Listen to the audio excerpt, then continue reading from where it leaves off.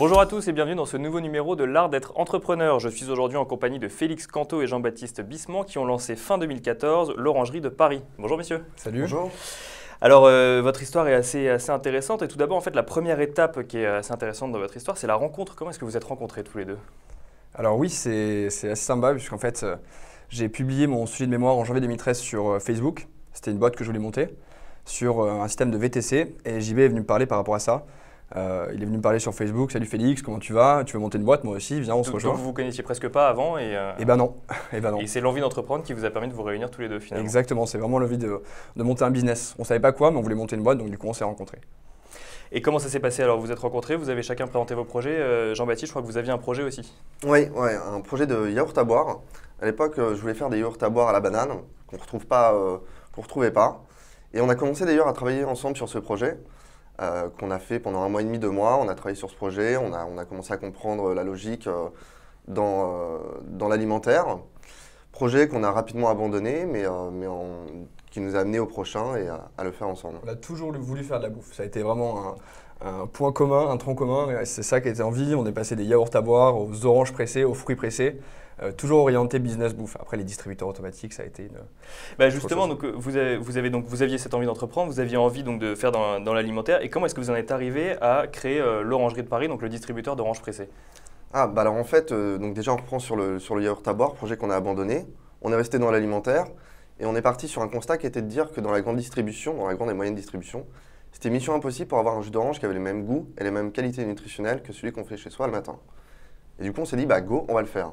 Du coup, on a commencé à travailler sur un autre projet qu'on avait appelé les petits pressés. On voulait faire des jus de fruits non transformés, avec 0 transformation. Avec de la pascalisation, donc mettre un jus d'orange pressé à haute pression pour pouvoir conserver, augmenter sa durée de conservation. D'utiliser le conservateur qu'on a dans les jus traditionnels, exactement. Donc pascaliser pour pouvoir conserver un jus 100% naturel. Exactement, on a failli faire un laboratoire dans la chambre de bonne de JB à l'époque, donc pour te dire, c'était parti très loin.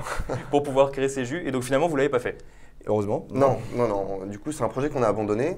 On avait beaucoup de problématiques, notamment de distribution. On devait distribuer le produit dans énormément de points de vente, en très petite quantité. Et on avait des gros problèmes quand même de conservation. Ça restait un souci. Et du coup, ça nous a amené à repenser notre mode de distribution pour arriver à la distribution automatique. On a eu la chance de rencontrer aussi des entrepreneurs qui eux-mêmes étaient dans l'alimentaire. Et du coup, de par les difficultés qu'ils ont rencontrées, ils nous ont expliqué comment eux vivaient justement ces projets-là au jour le jour. Et c'est via leur retour d'expérience qu'on s'est dit c'est peut-être pas la bonne idée, c'est peut-être pas le bon business ou du moins pas le bon moyen de distribution. Et donc vous en êtes arrivé à créer des distributeurs. C'est quand même, vous avez donc tous les deux un background école de commerce. Comment est-ce qu'on arrive à créer ou à concevoir le distributeur? Comment est-ce que vous vous êtes rendu compte que c'était un marché qui pouvait être porteur? Enfin, un distributeur d'orange pressé, on rappelle l'orange pressé, ça existe depuis toujours. Vous avez simplement changé le mode de distribution. Comment est-ce que vous êtes dit tiens là ça va marcher? Bah oui, comme tu dis, c'est un produit qui existe toujours, enfin l'orange pressé, après le distributeur automatique d'orange pressé, pas du tout. Quand on a pensé à ce concept-là, on ne savait pas que ça existait. On a commencé à rechercher sur internet qu'est-ce que c'est un distributeur automatique, et aussi donc du coup d'orange pressé. On a vu qu'il existait 3 fabricants dans le monde de distributeurs automatiques d'orange pressé, 2 espagnols, 1 italien. On a contacté les 2 espagnols qui étaient déjà pris depuis peu de temps, dans le sens qu'ils avaient déjà projeté de travailler avec quelqu'un en France. Du coup, on s'est dit c'est un marché qui est porteur, il y a quelque chose de très mûr, il y a quelque chose à saisir. Nous, on est dans la place, donc pourquoi pas essayer.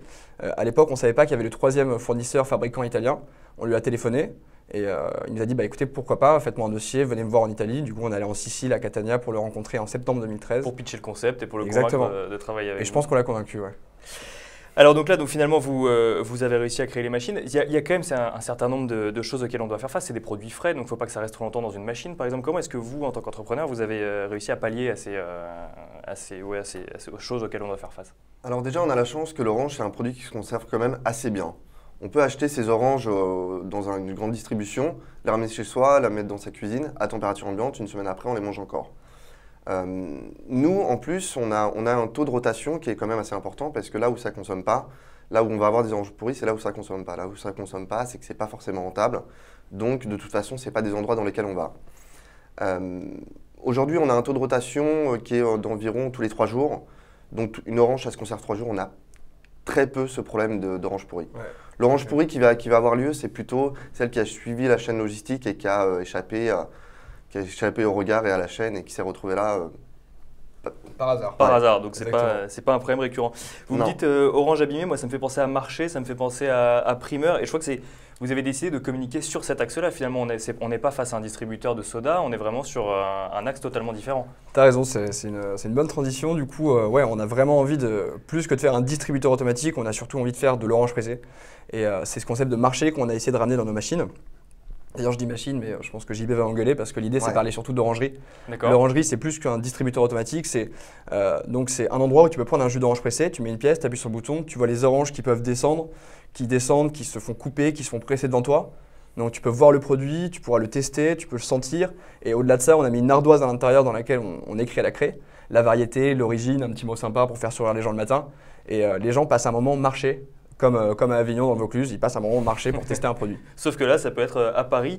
D'ailleurs, ça s'appelle Tout à fait. l'Orangerie de Paris. Vous êtes tous les deux originaires de Rouen. Ouais. Pourquoi avoir décidé de monter l'Orangerie de Paris et d'entreprendre à Paris? Alors déjà parce qu'on était déjà implantés à Paris, Félix et moi, c'est vrai qu'on est rouennais tous les deux, mais on était déjà à Paris. Alors la première raison, c'est tout simplement parce que c'est là où il y a le plus de business en France. Ça c'est clair, c'est là où il y a le plus d'entreprises. Nous on s'adresse notamment aux entreprises, c'est là où il y en a le plus et les plus grandes. Et puis l'Orangerie de Paris, c'est venu, en fait, le nom est venu en regardant une émission sur Arte. On regardait un reportage sur l'Orangerie de Versailles. Et tout ça s'est fait ensemble et on était déjà à Paris, on a commencé là-dessus, tout simplement.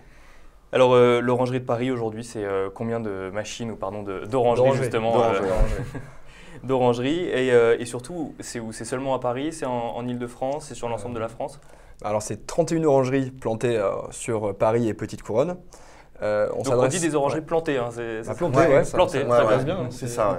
Ouais, c'est plutôt comme ça qu'on parle. Et on envoie des primeurs pour recharger nos orangeries. Tu vois, il y a ce concept. Et du coup, c'est 31 qui sont sur Paris. On s'adresse surtout aux grandes entreprises et aussi aux petites boîtes. C'est 65% de nos clients sont des entreprises. Après, on a des centres sportifs, on a des restaurants interentreprises, on a des écoles. Demain, on va faire un test en fac, en université. On va faire des tests partout où on peut pour pouvoir tester le marché. On a la chance d'avoir un produit qui est complètement universel et que tout le monde connaît. On a juste à leur proposer en fait. Et donc du coup, comment vous fonctionnez? Vous allez voir, vous faites des partenariats avec des chaînes par exemple, avec des grands groupes, ou au contraire, vous allez voir chaque entreprise individuellement pour pouvoir proposer vos orangeries? En fait, il y a les deux. Il y a les deux types de partenariats. De plus en plus, on est sur du bouche à oreille parce que les gens commencent à voir ce que c'est qu'une orangerie. Nous, avant, le problème qu'on avait, c'était que pour que les gens nous contactent, encore fallait-il qu'ils savent que ça existe. Personne ne savait que ça existait un distributeur automatique d'orange pressée. Aujourd'hui, on a de moins en moins ce problème-là, on commence à se faire connaître. Même si on a encore besoin d'évangéliser le marché quand on téléphone, un distributeur automatique d'orange pressé. Complètement, ouais. Complètement. Donc one shot, et je rajouterais les partenariats qu'on a créés. Par exemple, on est avec le club de sport CMG Sports Club, Club Med Gym. On a fait un partenariat avec eux, donc on est implanté dans 7 Club Med Gym. Notamment, on est référencé par Sodexo Entreprises. Donc c'est 4200 sites en France qui pourront avoir un distributeur automatique de l'Orangerie de Paris. Donc ça c'est magnifique, aussi des partenariats avec des grands groupes comme Société Générale. Et alors donc cette émission s'appelle l'art d'être entrepreneur. Quand on est entrepreneur et qu'on signe des grands contrats comme ça ou qu'on a des gros partenariats, comment est-ce qu'on réagit? On doit être content, on doit dire bah là le marché est porteur, j'ai trouvé la manne. Ouais, ça marque l'intérêt effectivement quand les grands groupes s'intéressent à nous, c'est que forcément ils se disent qu'il y a un truc à faire. Et ça valide l'idée, ça valide le concept et le marché, on se rend compte qu'il existe. Tu sais que ce que tu fais, que ton projet est intéressant. Et quand ça intéresse Sodexo, quand ça intéresse Société Générale et que quand tu as 22 ans, 23 ans, que tu vas en rendez-vous avec des grands pontes de ces grands groupes, on a ramené la semaine dernière 3 costards cravates de Carrefour qui ont adoré l'idée, qui ont adoré le projet.